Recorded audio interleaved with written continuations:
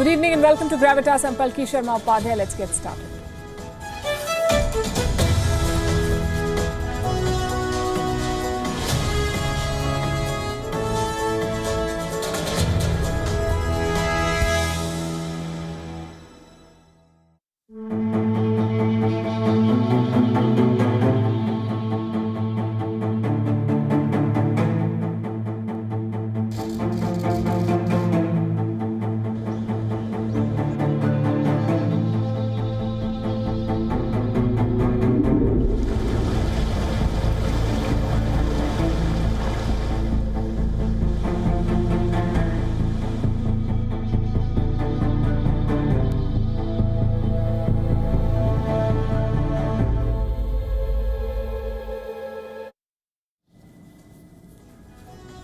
It's Monday, the start of what promises to be an action-packed week. Japan is hosting the Olympic Games, but it looks far from ready. The virus from Wuhan is just the beginning of its problems. The people are protesting. There are warnings of typhoons. Venues have cancelled a presidential visit. Japan is turning into a textbook example of go wrong, will go wrong. Meanwhile, in India, another kind of game is underway. Who snooped on whom? Who said what? And how was it twisted? There are more questions than answers, more insinuation than fact in the Pegasus project. In America, will it be game up for big tech? Another president is in the White House and he too is accusing Facebook of spreading disinformation. And in the UK, they're playing a dangerous game with the virus. They call it Freedom Day. No masks, no restrictions. Ironically, the Prime Minister himself is in isolation. We'll tell you all about it. Also, what the Pope is saying after his surgery. Take a break, he says. Switch off. We'd love to, but it's only Monday, as I said. Let's start with the headlines. The US, EU and over a dozen diplomatic missions in Afghanistan call for an urgent end to the Taliban's violence. This follows another round of inconclusive talks in Qatar over the weekend between the Afghan government and the Taliban. After the country witnessed a wave of deadly unrest, the corruption trial of former South African President Jacob Zuma resumed online. Security was beefed up in Zuma's home region of KwaZulu-Natal to avoid further violence. Zuma faces 16 charges of fraud, graft and racketeering. The Israeli Prime Minister's office has clarified that the premier was not trying to change the status quo at Jerusalem's flashpoint site known as Temple Mount in Judaism. This after brief clashes broke out between Palestinian worshippers and Israeli police at Al-Aqsa Mosque over visits by Jews to the compound.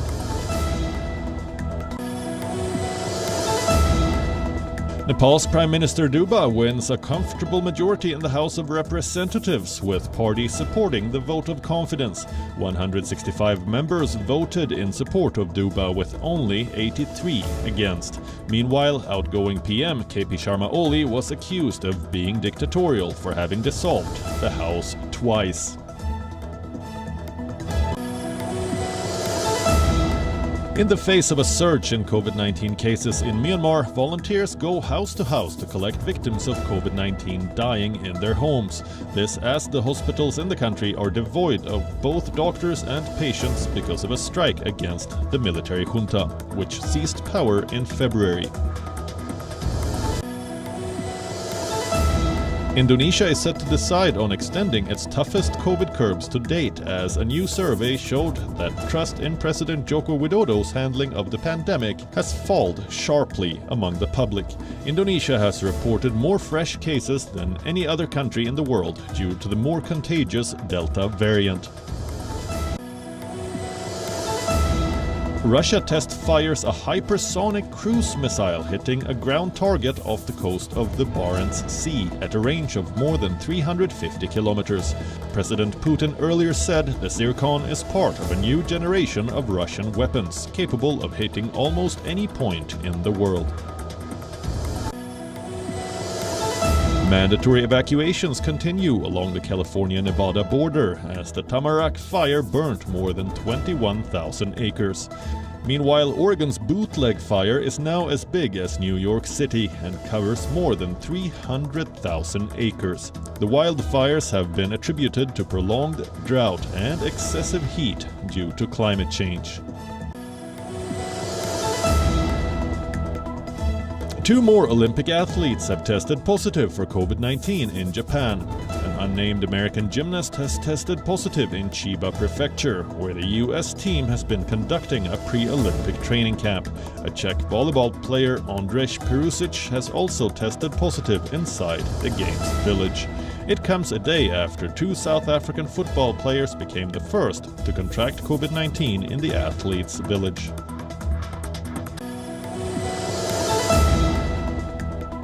Seven-time Formula One world champion Lewis Hamilton has been racially abused online after winning Sunday's British Grand Prix. Social media giant Facebook announced that it had removed a number of offensive comments on Instagram directed at Hamilton. Formula One Mercedes and governing body FIA issued a joint statement calling for strict action against the perpetrators.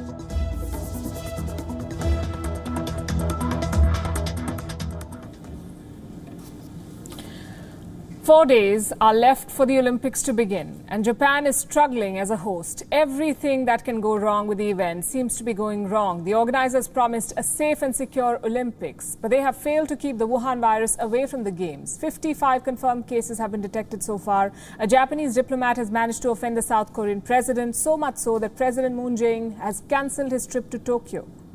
And if that wasn't enough, 2 venues are crumbling just before the event. The Tokyo Bay that will host the outdoor swimming events is stinking. Another venue is dealing with what is being called an oyster plague. And to make matters worse, we now have a typhoon warning. Hosting the Olympics is a matter of pride for a country. It elevates their stature. But for Japan, it is turning into a source of chaos, embarrassment, and possibly surging cases. The people of Japan are protesting. They don't want the Games. This public anger has caused a major sponsor to pull out of the event. Tokyo is caught between a rock and a hard place. Will the decision to hold the Games blow in its face? On Gravitas tonight, we will assess how ready Japan is for these Games. I'm going to begin with a party that happened last night in Tokyo. It was held in the honor of Thomas Bach, the president of the International Olympic Committee. The guest list was exclusive. Only 40 people got the invite. Among them was Japanese Prime Minister Yoshihide Suga and Tokyo's governor Yuriko Koike. They were partying inside this state guest house. Outside, a protest was on. It was a small group, but the protesters were angry. They slammed the Japanese government for breaking its own protocol. You see, there is a state of emergency in Japan. People have been asked to not gather in large numbers. But here we have the Japanese government holding a party. I don't have to tell you how bad this looks. And this has pretty much been the story. Tokyo has been hit by a barrage of criticism for not taking the threat of the virus seriously. Locals are worried that the Games will be a super spreader event, and their fears are already coming true. 2 people have now been tested positive inside the Olympic Village. This is where the athletes are staying. And this is the first instance of athletes catching the infection inside what was supposed to be a safe bubble. New infections have been detected among the support staff, journalists and contractors, all of them linked to the Games. So far, a total of 55 people have tested positive. Remember, the events are happening behind closed doors, so no fans, no public, but the virus seems to have broken the bio bubble already. No wonder the people are protesting. A survey has found that more than 60% of Japanese citizens believe that their country cannot host a safe Olympics. One sponsor is already cutting its losses, car maker Toyota. It has decided not to run any ads during the Games on TV. Toyota's executives will also give the opening ceremony a miss. Reports say the reason behind this decision is lackluster public support. A spokesperson of the Games was asked about the company's pullout. He was caught unawares. Sorry, I wasn't aware of the story, first of all. But what I can tell you is that I know those partners and sponsors must have been struggling to support Tokyo 2020 As I said, it's an extra 1 year. And also that 1 year was a pretty intensive and challenging situation. It's a challenging situation, he says. For Japan, it's pouring challenges. The latest one is an angry neighbor, South Korea. Its president, Moon Jae-in, was supposed to fly to Tokyo for the Games. This would have been an opportunity for both countries to revive their relationship, because Tokyo and Seoul share a difficult past. But now the present doesn't look much better. Last month, they had a spat over a map. This map was on the Tokyo Olympics website. It showed a set of islands as Japanese territory. These islands are under the control of South Korea. This was enough to inflame tensions. Then last week, things went from bad to worse. A Japanese diplomat made an inappropriate comment about President Moon Jae-in of South Korea. We'll not go into the details in the interest of decency, but we can tell you the fallout of that comment. South Korea has cancelled the president's trip. President Moon Jae-in has decided not to visit Japan on the occasion of the Tokyo Olympics. Both sides made a meaningful level of mutual understanding after consultations that had taken place in a friendly atmosphere, but they were still insufficient to indicate an accomplishment at the summit talks. Taking other aspects into a comprehensive consideration, we have made this decision.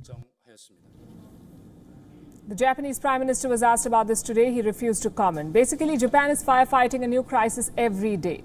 Here's another one. The venues. The Tokyo Bay will host the outdoor swimming events, but reports say the venue is quote-unquote smelling like a toilet. The reason is the presence of bacteria in the water. For months, local officials have tried to clean up the bay, but they haven't had much success. The waters are safe to swim, but they stink. And that's something the athletes will have to put up with as of now. And once they overcome the odor, they'll have to deal with the oysters. You heard that right, oysters. There was a bumper harvest of oysters this time. Many of them have stuck themselves to the floats that are supposed to stop the waves from hitting the athletes when they compete. In fact, there are now so many oysters on these floats that they've begun sinking. So local officials are now spending more than $1 million to clean them up. When all of this is done, the organizers will still be sitting with their fingers crossed because there's a threat of natural disasters like earthquakes and typhoons. Experts say they pose a risk during the Games. Look at the timing. It's August, nearly August. August means the arrival of the typhoon season in Japan. Typhoons come every year. Japan is used to them, but it wouldn't want a repeat of 2019. That's when Japan was the host of the Rugby World Cup. 3 pool matches had to be cancelled because of Typhoon Hagibis, a storm that killed more than 100 people and caused widespread flooding. So here's a list. The Wuhan virus, an exiting sponsor, an angry neighbor, a stinking venue overrun by oysters, and the threat of a natural disaster. We still have 4 days to go. Japan is facing a challenge of Olympic proportions. The human mind revels in conjecture. When there's not enough information available, it gladly fills in the gaps. This is called the art of insinuation. A controversy in India is a classic example of this. It started with a media report which claimed that an Israeli hacking software is being used to snoop on at least 50,000 individuals the world over. The name of this software is Pegasus. We'll discuss it in detail in a bit, but first the report. What does it say? It claims that Pegasus is being abused, and I'm quoting, abused by authoritarian governments to target critics and dissidents. The report relies on a leaked database which was first accessed by a Paris-based media outlet and Amnesty International. The two then shared it with 16 media organizations from various countries. These are the organizations that have common biases. I'll focus on what they're saying though. They say the leaked database contains a list of 50,000 phone numbers across the world that could have been potential targets of this software. Note the word, potential. Who do these phone numbers rather belong to? It's a diverse and exhaustive list. There are human rights activists, journalists, lawyers, business executives, religious figures, academics, government officials, many more. Where do these individuals live? Well, most of them belong to these countries: Azerbaijan, Kazakhstan, Hungary, Bahrain, the United Arab Emirates, Saudi Arabia, Morocco, Rwanda, Mexico, and India. The report claims that at least 300 Indians have been under surveillance using the Pegasus software. A web portal in India, which was part of this global media project, has revealed certain names. There are 40 Indian journalists, it says, 3 opposition leaders, 2 serving cabinet ministers, 1 constitutional authority, and several government officials and scientists. You can look up their names. And when you do, try to focus on the language used. I say this because the report seems to be driven by emotion and inclination, not so much by facts and logic. Nowhere does the original story state that these individuals are being spied on by their governments. It doesn't even mention where this data was leaked and who was spying on whom, whether one government was spying on another, whether all of them were part of a global spying operation, or whether the software fell into the hands of non-state rogue actors. Yet in India, some have tried to imply that the Indian government is snooping on its citizens. This has been done by quoting certain journalists who have directly pinned the blame on New Delhi. Let me try and show you the difference. Here's what The Guardian stated in its original report. The presence of a phone number in the data does not reveal whether a device was infected with Pegasus or subject to an attempted hack. However, the consortium believes the data is indicative of the potential targets of the NSO's government clients identified in advance of possible surveillance attempts. Focus on the words used. Attempted hack, belief, and indicative. Simply put, there's not enough evidence to state that the respective governments are spying on the respective individuals. This is all in the realm of possibility. Now, let me say this at the same time. We wouldn't put it past any government in the world to be able to snoop on its people. We also agree that it's wrong. It's a violation of your rights. But can we blame any government simply on the basis of reports that don't add up? I'd say we shouldn't. Yet some portals have used the statements of those part of this leaked database to imply and to insinuate that the government has been spying, and the political ecosystems these portals cater to are taking care of the rest. They've gone on a rampage, flinging accusations and taking names, carefully nudging this story towards a direction that suits their narrative. What about the other side? How have governments responded? Well, most haven't. India has. The government of India issued a statement, and here I have it. I'll read a few excerpts. It says, the story being crafted is one that is not only bereft of facts, but also founded in preconceived conclusions. It seems you're trying to play the role of investigator, prosecutor, as well as jury. This news report appears to be a fishing expedition based on conjecture and exaggerations to malign the Indian democracy and its institutions. In the past, similar claims were made regarding the use of Pegasus on WhatsApp by the Indian state. Those reports were denied by all parties, including WhatsApp and the Indian Supreme Court. The press reports of 18 July 2021 also appear to be an attempt to malign the Indian democracy and its well-established institutions. Any form of illegal surveillance is not possible with the checks and balances in our laws and robust institutions. In India, there is a well-established procedure through which lawful interception of electronic communication is carried out for the purpose of national security, particularly on the occurrence of any public emergency or in the interest of public safety by agencies at the center in this state. And the time-tested procedures of our country are well established to ensure that unauthorized surveillance cannot occur. Honorable Speaker, sir, when we look at this issue through the prism of logic, it clearly emerges that there is no substance whatsoever behind this sensationalism. Now, here's something you must know. Pegasus is software that is only sold to quote-unquote vetted governments, not to individuals or any other entities. Pegasus is owned by the NSO group, which is based in Israel. Now, on your screen are images of their head office in Tel Aviv. This group is well known for its expertise in creating specialized cyber tools. Pegasus is the most notorious of them all. This software first became public knowledge almost 5 years back when it was used to hack the iPhone of an Arab human rights activist. iPhone maker Apple released an iOS update then, which reportedly patched the vulnerability that Pegasus was targeting. This was back in 2016.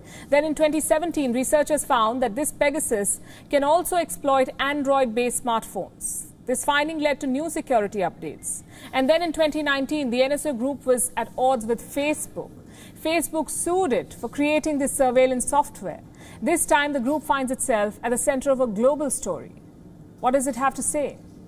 It says, and I'm quoting again, many of the claims made by the report are uncorroborated theories based on misleading interpretation of leaked data from accessible services. Such services are openly available to anyone, anywhere, and anytime.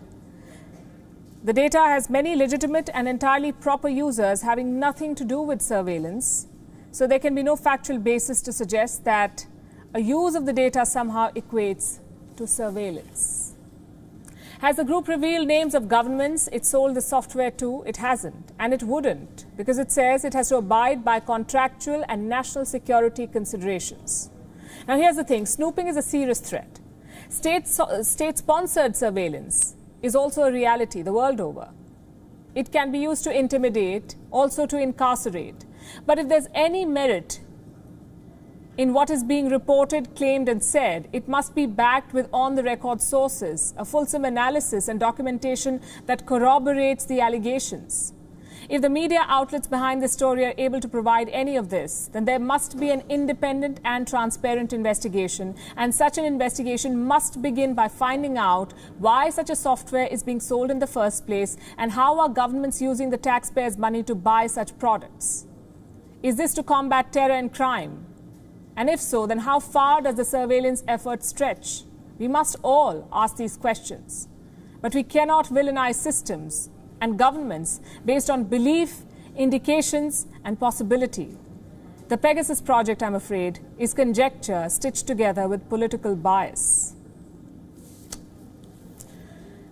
And the Pegasus saga does shine a light on one thing, though, our safety online and the role of big tech in ensuring a safe internet. Their scrutiny is only growing across the world. This is a story from the United States where Joe Biden has launched an attack on Facebook. The US president claims that Facebook's reluctance to deal with misinformation is killing people. Here's a report. Mark Zuckerberg has another critic. This time it's the President of the United States, no less. Joe Biden has come out swinging like a boxer against Facebook. He says the social media giant is killing people. On COVID misinformation, what's your message to platforms like Facebook? They're killing people. I mean, it really, look, the only pandemic we have is among the unvaccinated. And they're killing people. The White House is angry with Facebook. Reports claim that the Biden administration has been frustrated with the company for months now. The reason is misinformation on Wuhan virus vaccines. The US government believes the company is allowing false information about vaccines to spread. Now Team Biden has made its fight public. The offensive against Facebook began last week. The Biden administration deployed Vivek Murthy, the US Surgeon General, to raise an alarm. America's top doctor believes that spreading disinformation is a public health threat, and companies like Facebook need to take responsibility for it. Today, I issued a Surgeon General's advisory on the dangers of health misinformation. Surgeon General advisories are reserved for urgent public health threats. And while those threats have often been related to what we eat, drink, and smoke, today we live in a world where misinformation poses an imminent and insidious threat to our nation's health. Dr. Murthy then passed the baton to White House Press Secretary Jen Psaki. She singled out Facebook, saying that the platform is allowing misinformation to stay on its website for days. There's about 12 people who are producing 65% of anti-vaccine misinformation on social media platforms. All of them remain active on Facebook, despite some even being banned on other platforms, including Facebook, ones that Facebook owns. Facebook has tried to push back against the criticism. The company released a statement claiming that its work is actually encouraging more people to get vaccinated. Facebook also said that as Wuhan virus cases rise in America, Biden is just blaming a handful of social media companies. The US president's fight with Facebook is an old one. As a candidate, he had penned this letter to Mark Zuckerberg. Biden blamed Facebook for not doing enough to deal with the misinformation from the Trump campaign. Facebook's response was a charm offensive. Reports say the company came up with two ideas for Team Biden to consider last year. The first one was a major push to encourage users to take a vaccine. The second was incentivizing users to share content related to the Paris climate deal that America has rejoined under Joe Biden. Clearly, the social media giant's efforts to win over the US president have failed. Now Facebook must bear his anger. Bureau Report, WION World is One. And just scolding social media giants won't help. How will the US president deal with the relentless misinformation from Beijing? Chinese state media is pushing conspiracies, and Chinese diplomats are weaponizing the same misinformation against the US on the same platforms. Let me show you something. Over 1 million Chinese petitioned to the WHO to probe Fort Detrick, the Fort Detrick lab, on COVID-19 origins.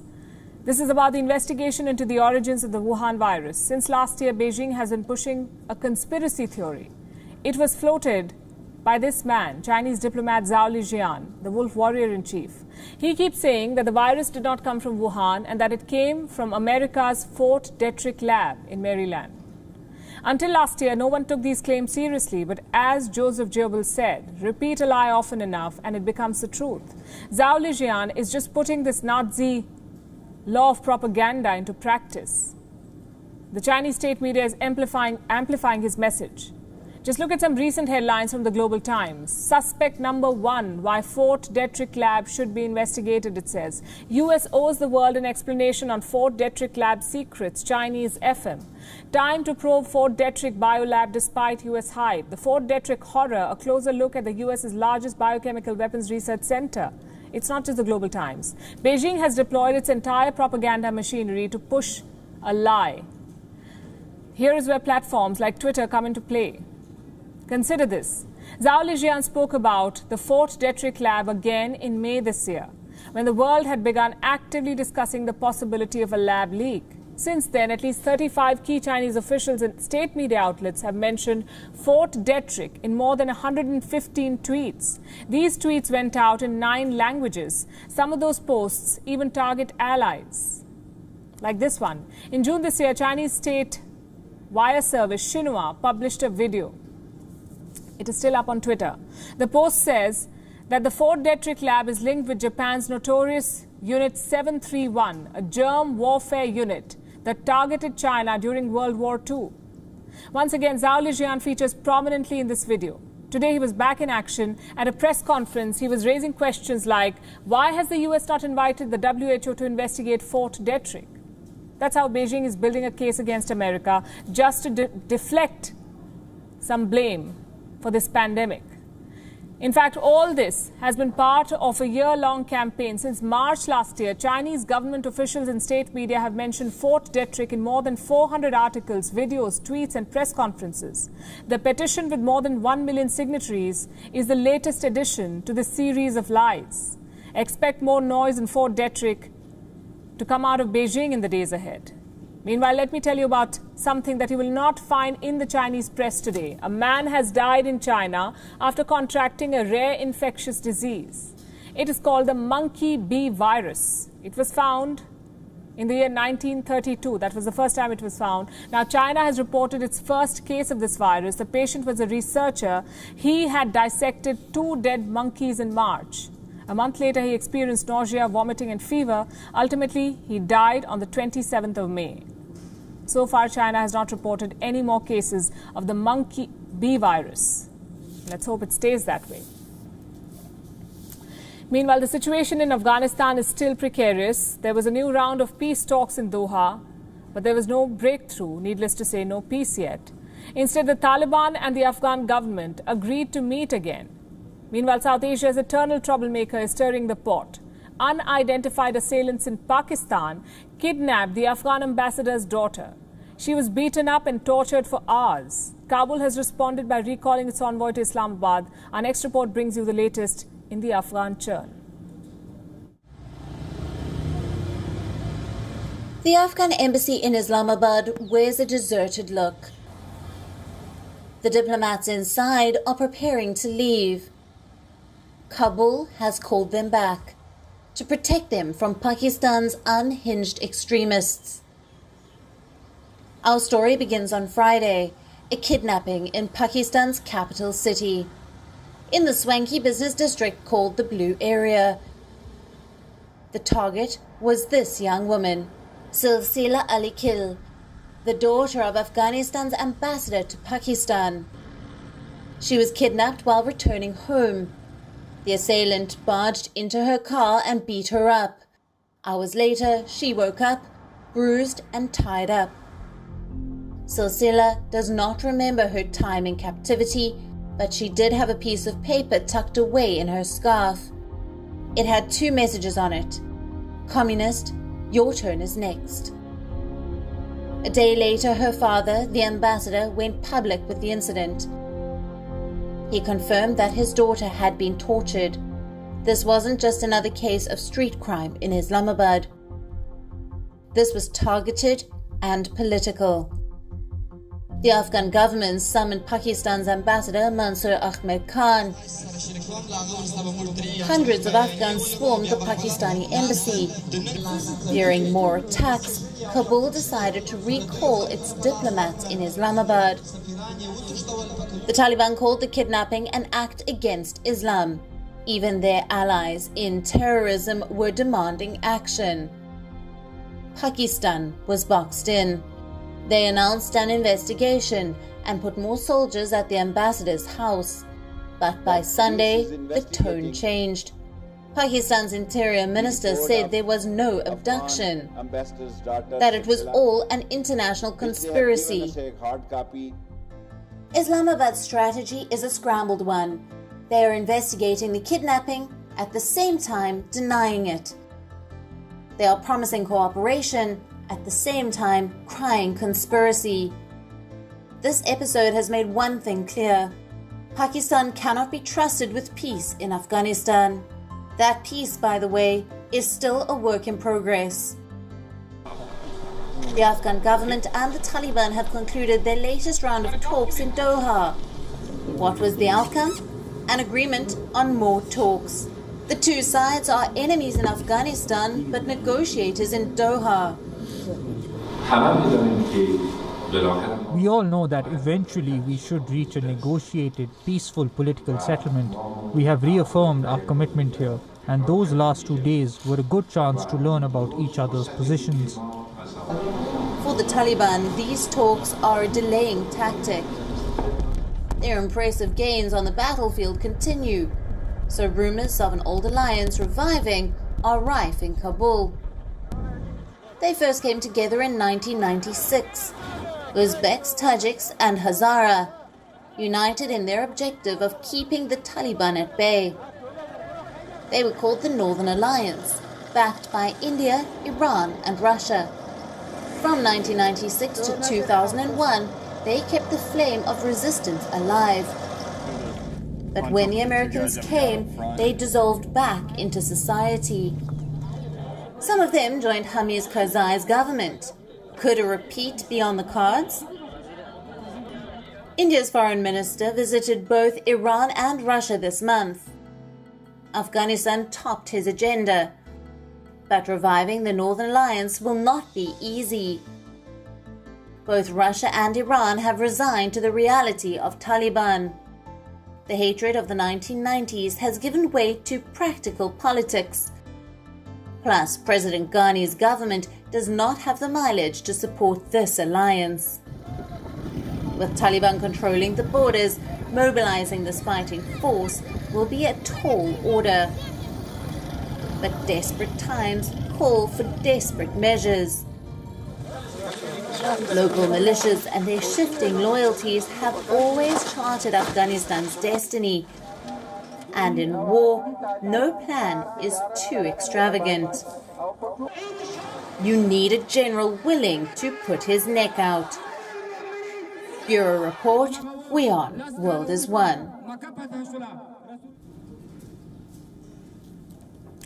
Let's move to the United Kingdom, where people are celebrating what is being called a Freedom Day. The country has dropped all COVID-related restrictions, including mandatory masking, limits on gathering, social distancing. In short, it's all back to normal in the UK, except that it's not. Wuhan virus cases are on the rise. British Prime Minister Boris Johnson is in isolation, as is Treasury Secretary Rishi Sunak. UK's Health Minister Sajid Javid has tested positive. And guess what? Experts say daily cases will soon touch 200,000 in the United Kingdom. The question is, why then has the UK dropped all COVID restrictions? What was the government thinking?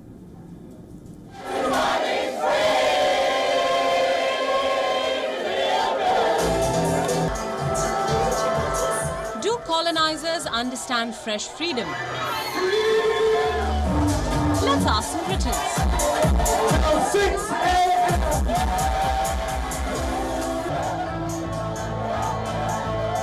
Yeah, I still don't feel like it's real. Yeah. I want to dance. I want to hear live music. I want the vibe of being at a gig. It feels like Freedom Day. It really, really does, yeah, to me. You heard them. It's Freedom Day in the United Kingdom. 19th of July 2021 is going into history books as the day that England decided to invite a fresh COVID wave.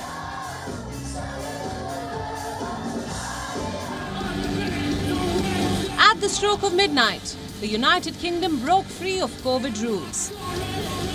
Mask mandates were dumped. Social distancing chased out of the country, as were limits on gathering. At the stroke of midnight, Britain bid adieu to precaution.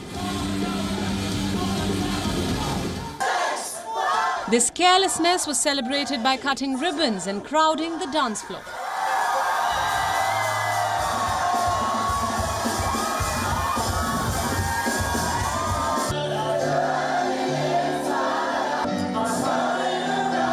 It's a moment, joyous occasion. No, I definitely feel so relieved that things are going back to normal. Normalcy, you see, is not that simple. For starters, it cannot be forced. As the Monday rush returned to the London Bridge station, so did a fresh surge in Wuhan virus cases. On the 18th of July, the UK recorded more than 48,000 cases and 25 deaths, almost double the number of daily cases recorded the week before. Experts say that the UK could soon be recording 200,000 new cases a day. This is way more than what the country saw last winter when it was hit by a new variant of the Wuhan virus. 200,000 cases a day is almost inevitable, say experts, courtesy this desperate unlocking. Freedom Day is also being monikered Pingdemic. What's that, you ask? Well, Pingdemic is a reference to the growing number of pings that Britons are receiving on their NHS app. These pings are notifying them to self-isolate.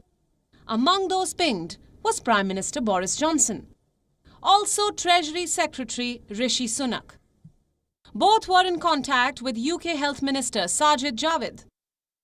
The minister tested positive 3 days ago, so all three spent Freedom Day in quarantine. This irony was smeared all over the morning papers. Freedom Day screamed the Sunday Mirror, aptly mirroring the mixed reaction to lifting of restrictions. I think it's probably been rushed a bit. I think opening up too quickly is probably just the wrong thing to do. Personally, I think it's too early. Britain has fully vaccinated nearly 68% of its adult population. 88% have received their first dose. But these numbers cannot be mistaken for the formula for normalcy. Countries have made this mistake in the past. Israel had to put its masks back on less than 10 days after dropping the mandate. The Netherlands recently reimposed its restrictions, with the Dutch Prime Minister admitting that lifting of COVID mandates was a mistake. Boris Johnson has urged people to exercise prudence. But prudence in England meant crowding in front of the Tower of London, clicking tight frames, crowding at bars, and mocking people for wearing a mask. This morning I was already called a brainwashed moron for wearing it in public. But I don't have good health, so I'm not taking any chances. This is not normalcy. It's irresponsibility. Bureau Report, WION, World is One.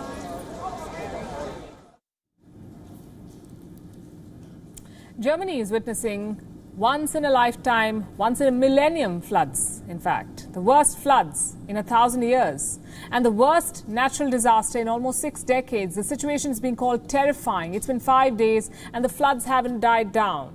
And the devastation is not limited to Germany. In fact, it has spread to Belgium, the Netherlands, Austria, Switzerland, Luxembourg and parts of Italy. So what is the scale of the damage? How many lives have been lost? And what is being done to ease the situation? Our next report explores. Roads turned into rivers. Vehicles swept away like toys. Swaths of land buried under thick mud. And narrow escapes that are horrifying to watch.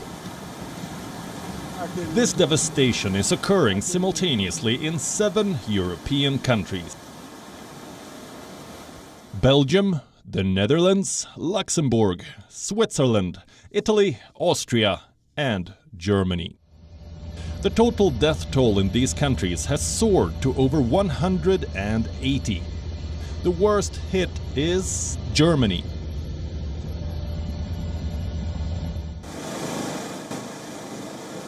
This is Germany's worst natural disaster in more than half a century. This is the aftermath of a severe mudslide triggered by the floods. This is in West Germany, where several areas have become inaccessible and hundreds have gone missing or are unreachable. Towns near river valleys and low-lying plains are worse off. This is the town of Bad Schandau, situated along the river Elbe. This is how torrents of water are cascading through its streets. In Berchtesgaden, roads have become impassable. Railway tracks are covered in mud. The German Chancellor visited the flood-stricken areas and described the situation as terrifying.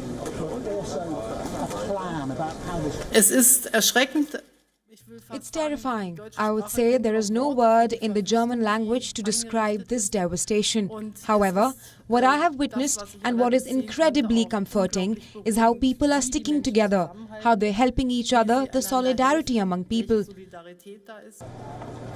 Merkel had promised over $350 million in immediate relief and billions more to fix collapsed houses, streets and bridges. But the people are still angry, mostly because of this video. This is Armin Laschet, the frontrunner to succeed Merkel as Chancellor. He was filmed laughing as the German president made some somber remarks about the floods. Laschet later apologized. A flood is no laughing matter, especially with an election due in September.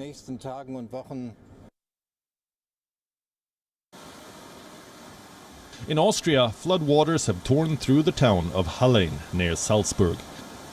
The Salzach River is overflowing, with rains showing no signs of stopping. Fortunately, no one has been reported injured, dead or missing. But the damage to property is incalculable.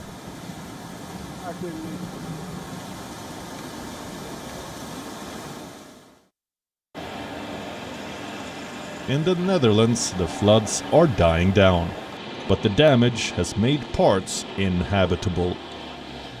Rescue workers are digging deeper into debris left by receding waters. In Poland, storms and strong winds accompanied the floods over the weekend, forcing several villages in the south to be evacuated. And the worst isn't over. More storms are being forecast in the days ahead. In Italy, a strong rainstorm has hit the town of Palermo in Sicily, leaving cars stuck in flooded roads and underpasses. No injuries have been reported as of now.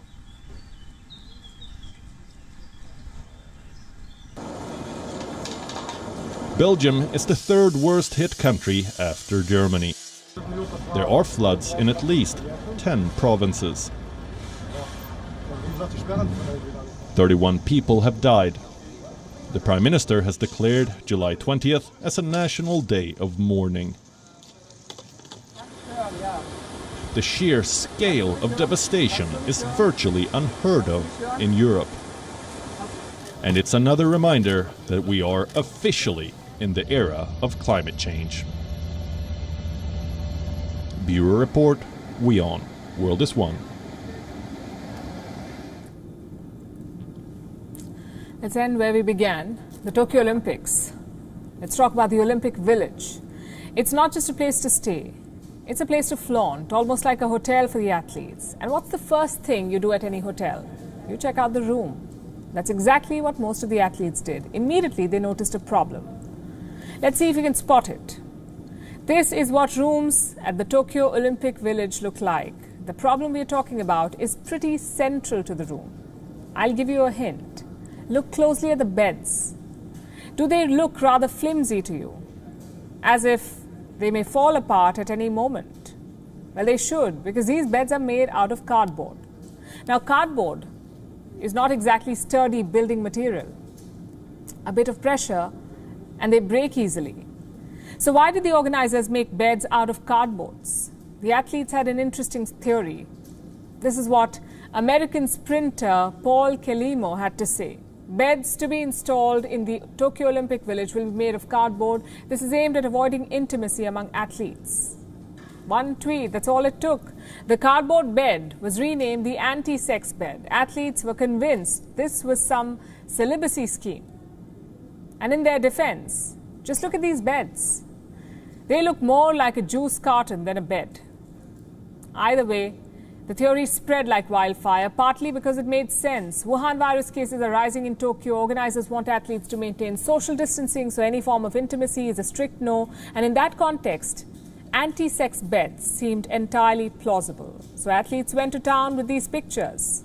What followed was typical high school stuff. Who knew world-class athletes had such a great sense of humor? But amid all these jokes and puns, they forgot one thing: to actually test the bed. Turns out cardboard is a lot stronger than it looks.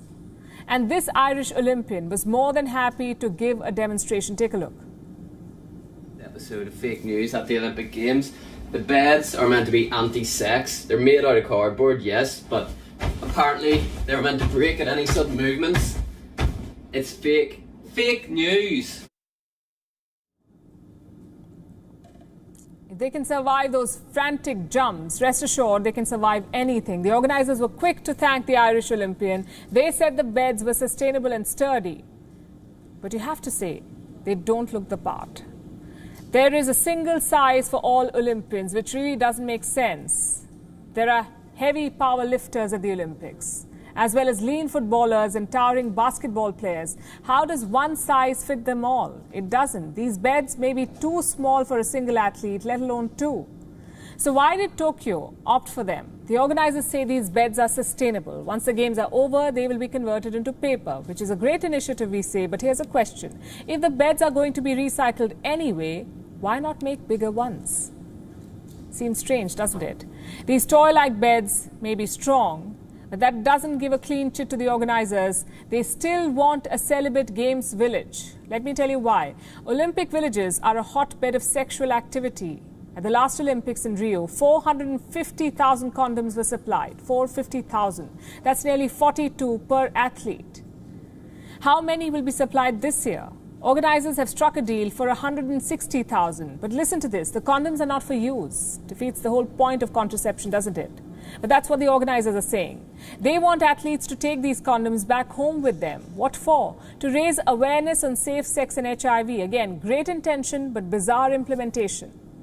Every Olympics has some controversy or the other, and for the first time, the bedding has got athletes riled up. They look like a teenager's DIY vacation project, totally out of place in an Olympic village. Fingers crossed, the pole vault landing beds are better quality, we say. On that note, it's a wrap. Leaving you as always with Gravitas Images. Thanks for watching.